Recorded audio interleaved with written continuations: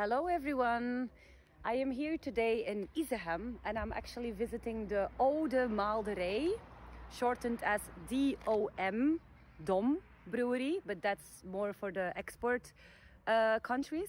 So I'm going to take you inside because it's a lovely, enjoyable, super cozy bar. Okay, let's go inside.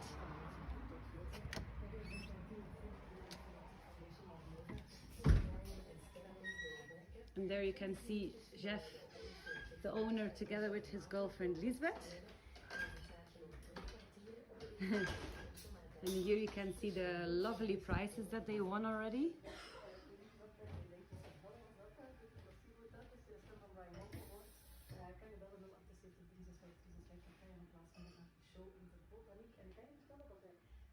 So I'm actually recording this place because also in the future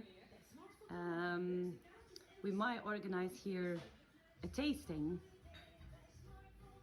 and together with a brewery visit, of course. And then Jef will be able to tell us everything about the brewery. So I hope this sounds like very interesting for you. So you can try their different beers and their one-off beers as well.